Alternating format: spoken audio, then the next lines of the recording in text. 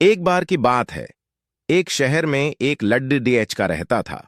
School से आने के बाद वह अपने पिता के साथ काम पर जाया करता था।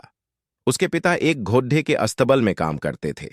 वह लड्डू का रोज ही देखता और सोचता था कि किस तरह उसके पिता इतनी मेहनत करते हैं, लेकिन फिर भी उन्हें वो मान सम्मान कभी नहीं मिलता जो उस अस्तबल के मालिक को मिलता है। वो रोज देखता था कि किस तरह उस अस्तबल का मालिक समाज में खूब इज्जत पाता है।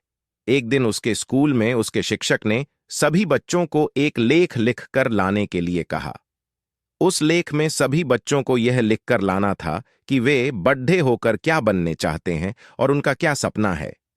अब इस लड्डक्के ने रात भर जागकर एक बहुत ही बेहतरीन लेख लिखा, जिसमें उसने लिखा कि वह बड्ढे होकर एक अस्तबल का मालिक बनेगा, जहां बहुत सारे घोड़े प्रशिक्षण लेंगे। और आगे अपने सपने को पूरे विस्तार से बताते हुए उसने 200 एकड़ के अपने सपनों वाले रेंच की फोटो भी बना दी। अगले दिन उसने पूरे मन से अपना लेख शिक्षक को दे दिया। शिक्षक ने सभी कापियां जांचने के बाद परिणाम सुनाया और उस लैडी ढेके के लेख के लिए कोई मार्क्स नहीं दिए और उसकी कॉपी में बड्ढे अक्षरों से फेल लिख दिया। अब लड्ढे का टीचर के पास गया और पूछा, आपने मुझे मार्कस नहीं दिए और फेल क्यों कर दिया? टीचर ने कहा, अगर तुम भी बाकी बच्चों की तरह छोटा मोटा लेख लिख लाते तो तुम पास हो जाते, लेकिन तुमने जो लिखा है वो पूरी तरह से असंभव है। तुम लोगों के पास कुछ नहीं है, इसलिए जो तुमने लिखा है ऐसा संभव ही नहीं हो सकता है। तुम चाहो तो मैं तुम्हें एक और मौका देता हूं।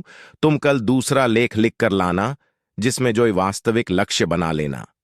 घर जाकर लेडेडेचके ने बहुत सोचा, लेकिन उसे कुछ और बनने का विचार ही नहीं आ पाया। अगले दिन उसने टीचर के पास जाकर कहा, आपको जो भी मार्कस देना हो आप दे दीजिए, लेकिन मेरा तो यही सपना है और मुझे कुछ और नहीं बनना है। मैं अपना सपना बदल नहीं सकता।